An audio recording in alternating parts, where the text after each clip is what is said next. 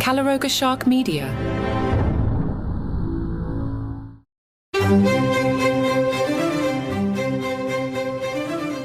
Hello and welcome to Palace Intrigue. I am your host, Mark Francis. Prince Harry has made significant lifestyle changes since marrying Meghan Markle, one of which was giving up his passion for hunting. Known for his love of blood sports, Harry once posed with a water buffalo he had hunted in 2005. However, in 2020, he reportedly made the choice to sell a pair of bespoke hunting rifles valued at around £50,000.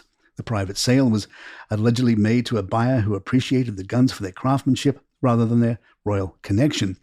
He bought them because he wanted them, not because they belonged to Harry, but he was quite chuffed when he found out. A friend of the buyer shared with the Sun, adding, "They are beautiful examples and he's very pleased with them, but he's not the sort of person who wants to boast about the royal connection." In an interview with Radio Times in April 2020, British primatologist Dr. Jane Goodall, a friend of Harry and Meghan, mentioned that she believed Harry had given up hunting for good under Meghan's influence. When asked if Harry and his brother William were conservation advocates, Dr. Goodall responded, "Yes, except they hunt and shoot. But I think Harry will stop because Meghan doesn't like hunting, so I suspect that is over for him."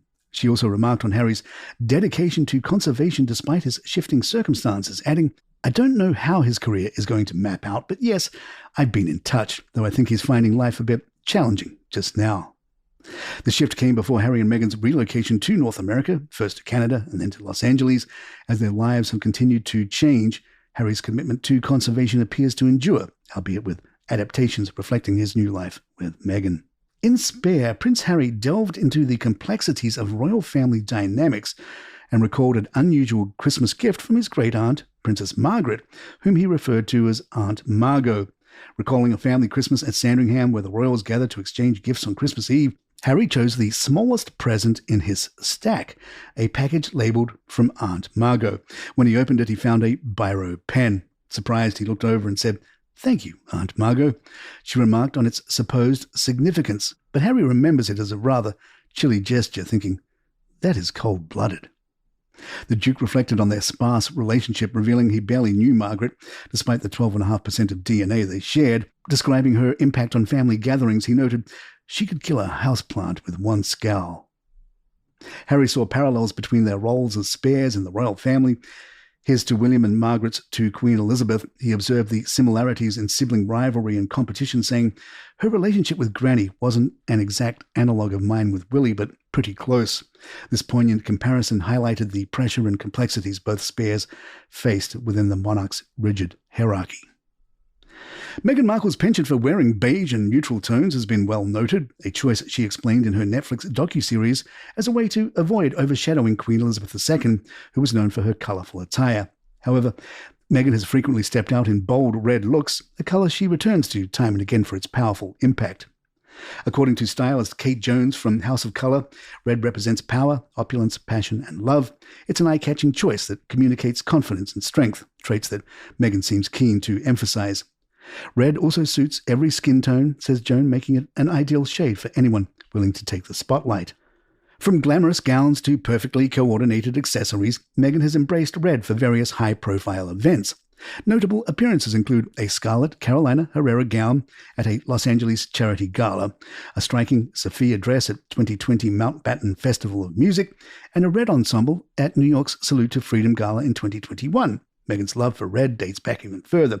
She was seen in the hue as early as 2006 on Deal or No Deal.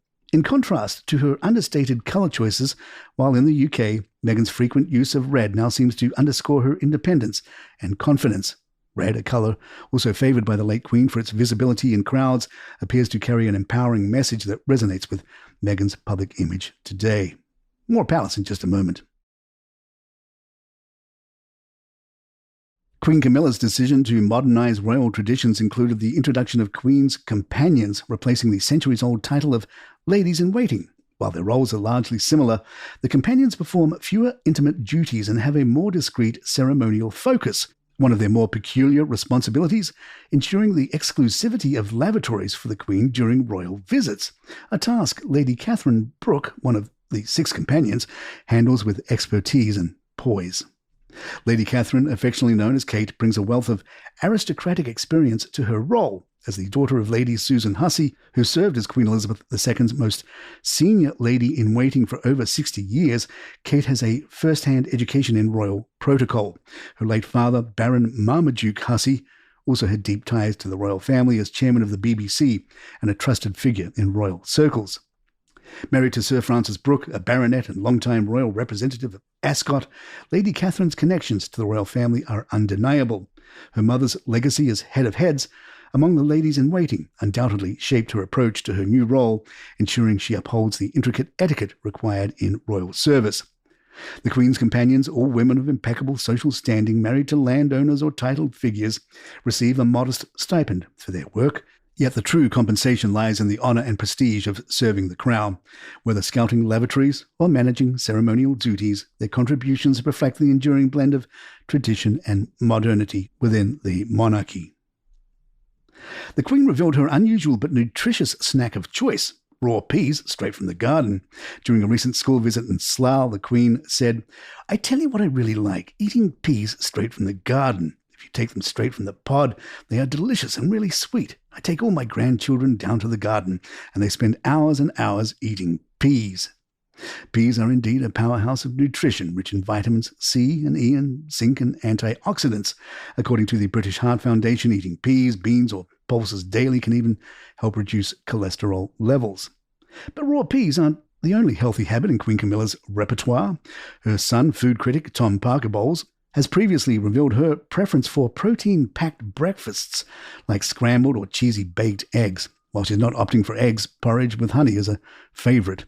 Tom also noted that her love for traditional British fare extends to dishes like chicken casseroles, locally sourced steaks, cottage pie, baked salmon and roast chicken. For lunch, Camilla reportedly favours lighter meals such as fish, salads, almonds and avocados, a choice she's encouraged King Charles to adopt. As for beverages, the Queen Consort has long enjoyed red wine, a tradition stemming from her childhood. Reflecting on her father's influence, she recalled, "My father was in the wine business, so as children we used to take wine and water. I have drunk it ever since. He always said it was his medicine and it kept him going. He used to take 2 or 3 glasses a day." And there you have it. If you'd like to email us, our address is thepalaceintrigue@gmail.com. Please follow us at Spotify, Apple, or the app of your choice, and leave us a review or some stars if you're enjoying the show. I'm Mark Francis. My thanks to John McDermott. This is Palace Intrigue, and good times.